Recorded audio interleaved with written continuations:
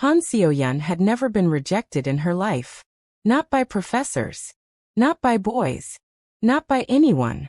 So when she walked across the illuminated university courtyard that evening, dressed in a silver designer gown that shimmered under the fairy lights, she wasn't nervous. She was certain. The annual campus prom night at the elite university in Seoul was more than a party. It was a statement. The kind of event where alliances were shown publicly, where power chose power, and everyone knew who she planned to walk in with. Choi Min-jae, the youngest billionaire in the country, the untouchable genius, the man every girl whispered about. He stood near the grand staircase outside the main hall, dark suit tailored perfectly against his tall frame, hands in his pockets, expression unreadable as always. Students subtly orbited around him like satellites around a planet. Seo-yeon slowed her steps deliberately, making sure all eyes followed her. They did. Her heels clicked sharply against the marble steps as she approached him. Min-jae, she said softly, smiling in a way cameras loved. I was wondering when you'd arrive. He glanced at her. Not warmly. Not coldly. Just briefly. I've been here, he replied. She ignored the flat tone. You didn't answer my message, she said lightly. About tonight. I did, he said. Her smile faltered slightly. No, you didn't. I declined. The words were simple. Quiet. But they landed like a slap. The surrounding students stilled. Seo-yeon blinked once. Surely she had misheard. Declined? She repeated with a soft laugh. Min-jae, don't joke. I don't joke about formal invitations. A few students shifted uncomfortably. Seo-yeon felt heat rising under her flawless makeup. You're saying, she lowered her voice, though everyone was listening, that you're not attending prom with me? Yes. The finality in his voice was suffocating. Her pride flared. And may I ask why? He studied her for a moment, not cruel, not mocking. Just honest. Because you asked me like it was a business merger. A stunned silence spread. Seo-yeon's nails curled slightly against her clutch. Excuse me. You didn't ask if I wanted to go, he continued calmly. You informed me that we would. Whispers broke out behind them. Seo-yeon forced a laugh, brittle now. You're being dramatic. No, he said. I'm being clear. Humiliation crawled up her spine. Every camera was on them now. Every student watching the campus queen being publicly turned down. She straightened, her pride refusing to collapse. Then who, she asked coolly, are you going with? The courtyard doors opened. Music drifted from inside the hall. And just beyond the entrance, slightly hesitant, adjusting the simple deep blue dress she had borrowed from her roommate, stood Nia Chike. She hadn't planned to come. She almost turned back twice. Prom wasn't meant for girls like her, not in a place like this. Her dark skin glowed softly under the lights. Her natural hair was braided neatly, falling over her shoulder. She wasn't glittering in diamonds. She was real. She froze when she felt everyone staring. Then she noticed the center of that attention. Him. Choi Min-jae's eyes locked onto hers. Seo-yeon followed his gaze. And for a second she didn't understand. Then she did. No, Seo-yeon whispered under her breath. Min-jae stepped away from the staircase. Away from the crowd. Away from Seo-yeon. He walked directly toward Nia. Each step felt intentional. Measured. Students parted automatically. Nia's heart pounded violently in her chest. Why was he coming toward her? They had barely spoken in class. She had seen him from afar. Surrounded by assistants, professors' admiration. He stopped in front of her. Up close he was even more intimidating. You came, he said quietly. Her throat tightened. It's prom. I know. She glanced at the sea of faces watching them. I think there's some confusion, she whispered. You should go back. He shook his head once. No. Behind them, Seo-yeon's voice sliced through the air. Min-jae. He didn't turn. Nia felt trapped between disbelief and panic. Everyone is staring. They can stare, he replied. Why? She asked, her voice barely steady. His eyes softened, just slightly. Because you're the one I asked. The courtyard erupted. What? He asked her. Since when? Seo-yeon stepped forward, fury barely masked. This is absurd. You don't even know her. I do, he said calmly. From where? She's just a scholarship student. The word just hung in the air like poison. Nia felt it.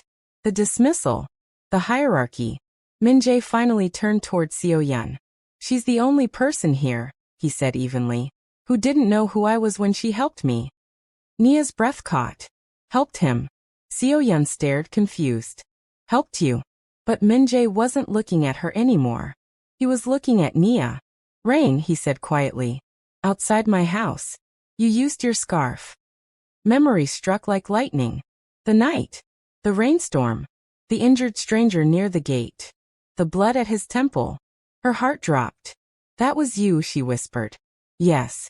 The world seemed to narrow around them. You left before I could thank you, he continued. You refused money. You treated me like I was just a person.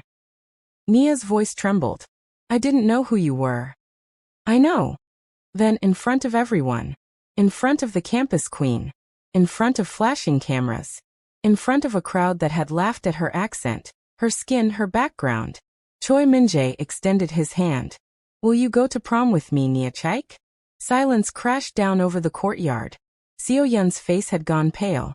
This wasn't just rejection. This was replacement. Nia looked at the outstretched hand. Her chest tightened with 1,000 emotions. Fear, disbelief, pride, anger, vulnerability. She could walk away. She could protect herself. Or she could step into the fire. Slowly, with every eye burning into her skin, she placed her hand in his. And this time, when the whispers started, they weren't laughing anymore. The moment her fingers touched his, the air changed. Not softly, violently. 1,000 invisible lines of hierarchy snapped at once. Nia felt it in the way the crowd shifted. In the way whispers didn't even try to stay quiet anymore. She trapped him. Is this some kind of stunt? Since when does he even look at anyone? Seo-yeon didn't move at first. She simply stared at their joined hands, as if willing reality to correct itself. Min-jae didn't release Nia. Instead, he gently laced his fingers through hers. Intentional. Claiming. Not possession but decision. Nia's pulse pounded so hard she thought she might faint. You don't have to do this, she murmured under her breath. I'm not doing anything, he replied calmly. I'm choosing. The word hit her harder than the whispers. Choosing. She wasn't used to being chosen in rooms like this. Seo-yeon finally stepped forward, her composure returning in icy layers. Min-jae, she said smoothly though her jaw was tight. If this is about making a statement, I assure you you've made it. He didn't look at her. It's not a statement. Then what is it? She pressed. A correction. A sharp intake of breath moved through the crowd. Nia swallowed. Please, she whispered, panic rising. This is getting out of hand. It already was, he said quietly. She didn't understand what he meant. But she understood this. Every second she stood here, she was making enemies. Seo-yeon's eyes slid toward her, cold and assessing now. You must feel very proud. Nia's spine straightened slightly. I didn't ask for this. Of course not, Seo-yeon replied, the sweetness gone. You just happened to appear at the perfect time.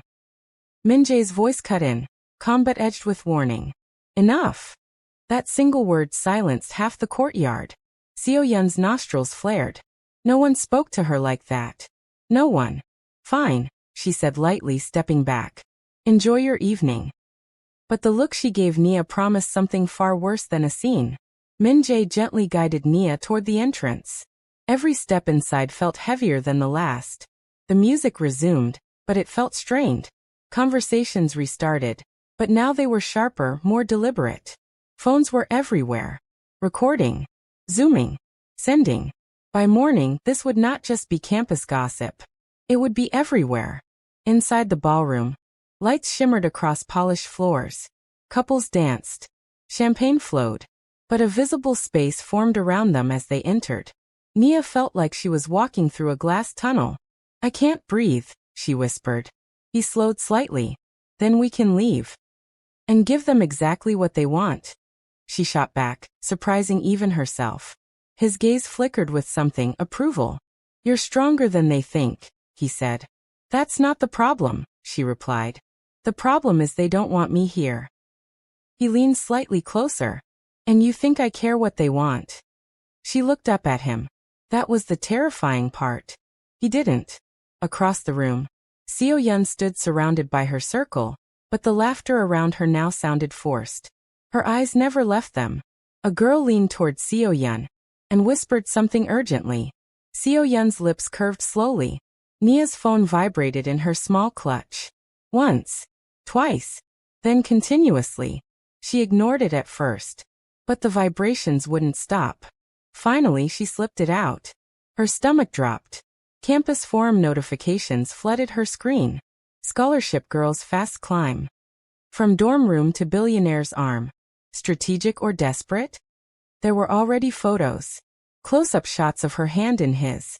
Zoomed images of her face. Comments were multiplying by the second. She planned this. Obviously. Look at her pretending to be innocent. Her throat tightened. Min-jae noticed her expression. What is it?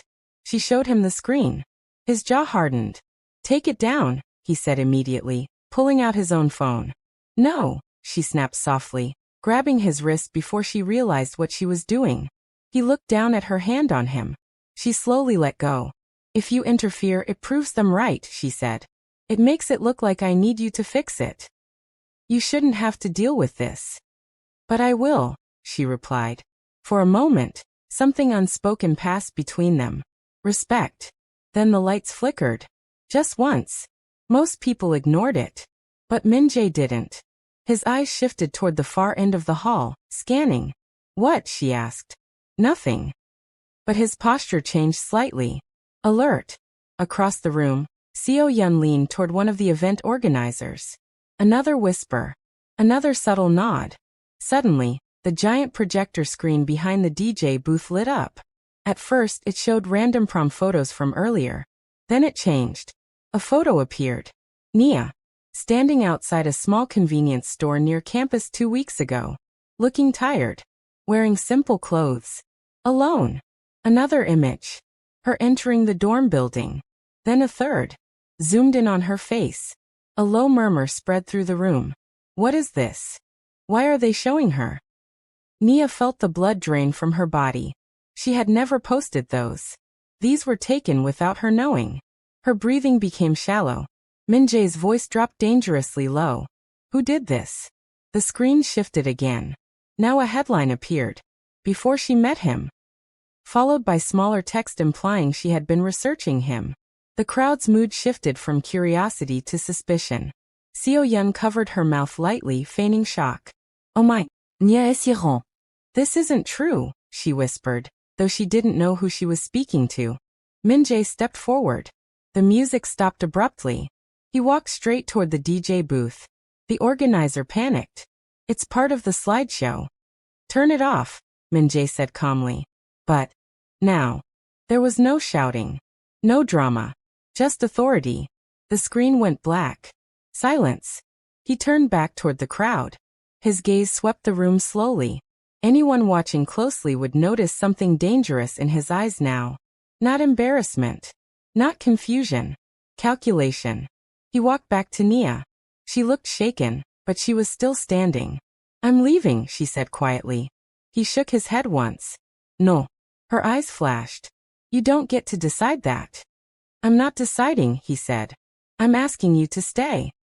Why? She demanded. So they can watch me fall apart? So they can watch you stand. Her breath caught. Across the room, Seo-yeon's expression tightened slightly. This hadn't gone the way she expected. The humiliation was supposed to break Nia. Instead, Min-jae reached for Nia's hand again. But this time he didn't lift it. He just held it. And faced the room. And waited. The tension was unbearable. Because everyone could feel it now. This wasn't over. It was only escalating. Nia could feel every eye pressing into her skin. The silence inside the ballroom wasn't empty. It was heavy. Expectant. Waiting for her to crack. Her phone was still buzzing in her hand. She turned it face down. I don't want this, she said quietly to Min-jae. You didn't ask for it, he corrected. That doesn't mean I want it. Across the room, Seo-yeon finally stepped forward, slow and composed again, as if she hadn't orchestrated anything at all. This is getting uncomfortable, she said gently, addressing the crowd. Prom is supposed to be about celebration, not misunderstandings. Misunderstandings. Nia almost laughed. Min-jae's grip on her hand tightened slightly. Not controlling. Grounding. Was that your idea of celebration? He asked Seo-yeon. Seo-yeon's brows lifted. Are you accusing me? You're very good at appearing innocent, he replied. Gasps fluttered again. Seo-yeon tilted her head. Careful, Min-jae. You're letting emotions cloud your judgment. Emotions, he echoed. She looked at Nia then. Directly. This is bigger than a party. Do you even understand what world you're stepping into? The implication was clear. You don't belong here. Nia's chest burned. Fear was there. Yes. But beneath it, anger. I understand enough, Nia said, her voice steadier than she felt. Seo-yeon smiled faintly. Do you? Because this world eats people who don't know the rules. And what are the rules? Nia asked. Seo-yeon's eyes glinted. Power chooses power. A few students nodded subtly. Min-jae exhaled slowly. You're confusing power with control. Seo-yeon's gaze sharpened. And you're confusing gratitude with affection. The words sliced through the air. Nia's stomach dropped. Was that what everyone thought? That this was gratitude? Obligation? Min-jae's jaw tightened. You don't know what you're talking about. Don't I? Seo-yeon replied smoothly. She helped you once. And now suddenly she's at your side? It looks desperate. On both ends. The room leaned in. Nia's hand slipped from his. The break in contact felt colder than she expected. Stop, Nia said quietly. They both looked at her. Her heart was racing so hard she could hear it in her ears. I don't need either of you arguing over me, she continued. I'm not a trophy. And I'm not charity. No one moved. You want to know the truth? She said, scanning the crowd now. Yes, I helped him. Because he was injured. I didn't know his name.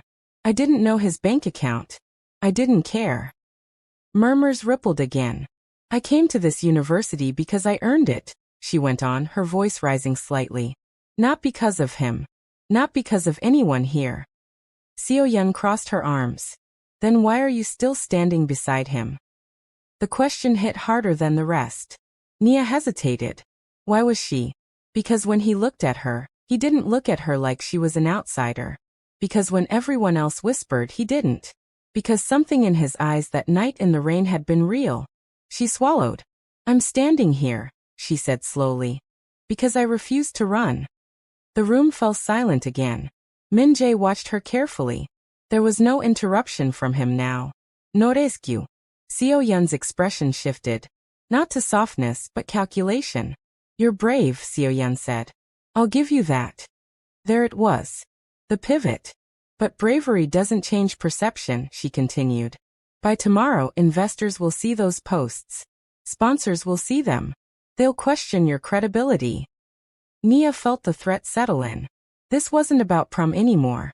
This was about her future. Min-jae stepped forward slightly. Touch her academic record and you'll regret it. Seo-yeon's lips curved. Was that a threat? It was a promise. Tension spiked so sharply it felt physical. Seo-yeon studied him. You're willing to burn bridges for her? Yes. No hesitation. That answer shook more than just Seo-yeon. It shook Nia. Seo-yeon laughed softly, but there was no humor in it. Then let's make this simple. If she belongs here, let her prove it. Nia stiffened. Prove what? That she isn't hiding behind you, Seo-yeon replied. Next week's Innovation Summit. The one sponsored by your company, Min-jae. The crowd reacted immediately. That summit was serious. High profile. Investors attending. Press coverage. You're already on the selection committee, Seo-yeon continued. At her. Let her present. Alone. A trap. If Nia failed, it would confirm everything. If she declined, it would look like fear. Min-jae didn't answer right away. He looked at Nia. Not to decide for her. To ask silently. Her stomach twisted. She had prepared a research model for months. Late nights in the dorm. Sketching algorithms. refining data structures. But presenting it there? Under that spotlight? With the entire campus waiting for her to collapse? Seo-yeon watched the hesitation flicker across her face. See, she murmured. It's easy to stand tall in speeches. Harder when stakes are real. Nia inhaled slowly. Fear was still there. But something else was stronger. Resolve. I'll do it, Nia said. The words echoed louder than she intended. Seo-yeon's brows lifted. You're sure? Yes. You'll present alone. No help. No team. Yes. No intervention from him. Nia didn't look at Min-jae when she answered. Yes. A hush fell. Seo-yeon nodded slowly. Good. Then we'll all see. Min-jae finally spoke, his voice low beside her ear. You don't have to prove anything to her. I know, Nia whispered back. Then why? She turned slightly toward him.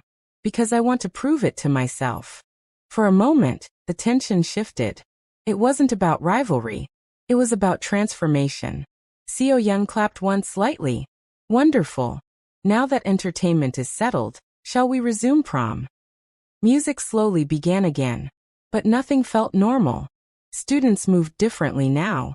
Conversations were sharper. Eyes lingered longer. Nia felt the weight of what she had just agreed to settle on her shoulders. Min-jae leaned closer. This won't be easy. I don't want easy, she replied. He studied her face. Do you trust me? He asked quietly.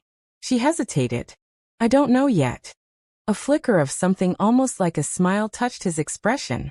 Fair answer. Across the room, Seo-yeon watched them both. And this time, she wasn't smiling at all.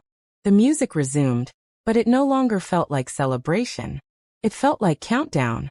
Nia barely remembered the rest of that night. People approached her in pairs now, some pretending curiosity, others pretending kindness. You're so brave, one girl said, eyes glittering with gossip. I hope you're ready, another murmured. The summit isn't forgiving. Min-jae stayed near her, not hovering, not shielding, just present. And somehow that presence unsettled everyone more than any grand speech could have. When the night finally ended, the courtyard lights dimmed, and the crowd thinned into luxury cars and chauffeur-driven rides. Nia stood near the steps, arms folded against the cold. You should let my driver take you, Min-jae said. I can take the bus, she replied automatically. It's past midnight. I've taken worse routes at worse hours. He studied her, not challenging, just measuring. You don't have to prove independence every second, he said quietly.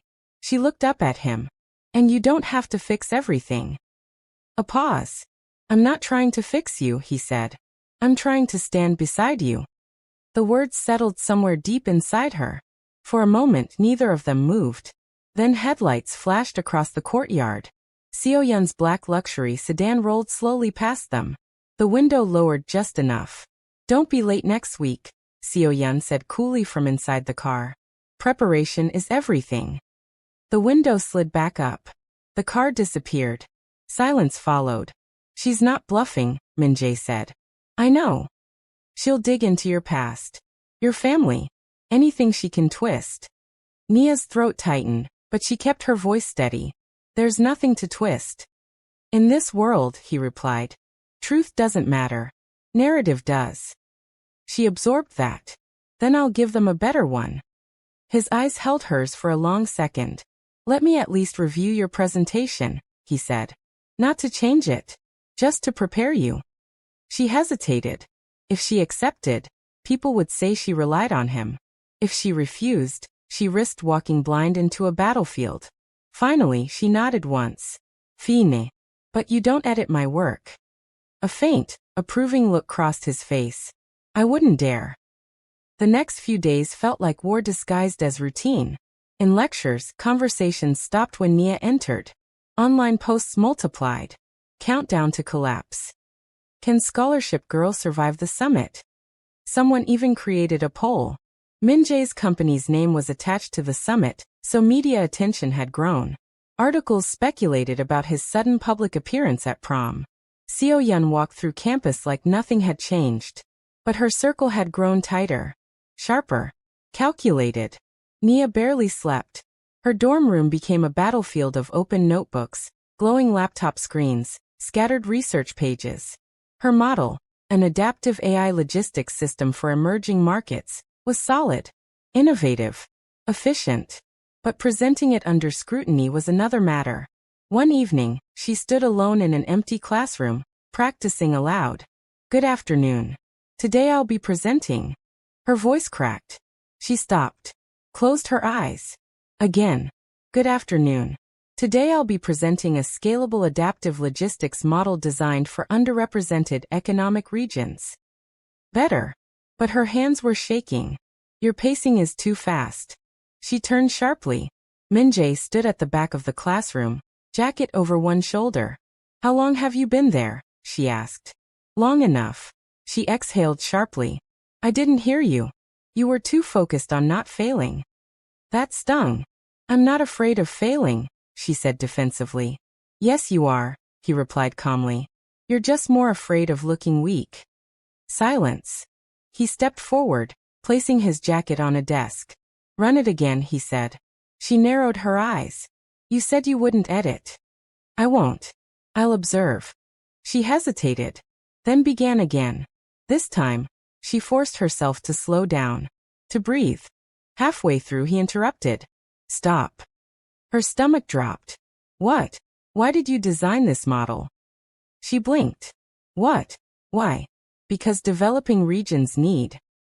No, his voice was firm but not harsh. "Not the academic answer. Your answer." She stared at him. Images flashed through her mind. Crowded markets in Lagos, delayed shipments, wasted resources, small businesses struggling because systems weren't built for them. "Because I'm tired of systems that weren't designed for people like us," she said quietly. His gaze sharpened. "Then say that." "That's not professional." "It's real." She looked away. "If you hide your reason, they'll only see your data," he continued. "And they'll attack it. But if you stand behind your reason, they'll feel it." Her pulse steadied slightly. "You think feeling matters to investors?" she asked. "No," he said. "But conviction does." A beat passed. "You're good at this," she admitted quietly. "I've defended my work in rooms far colder than that ballroom." She believed him. There was something lonely in the way he said it. "Why are you really helping me?" she asked suddenly. He didn't answer immediately.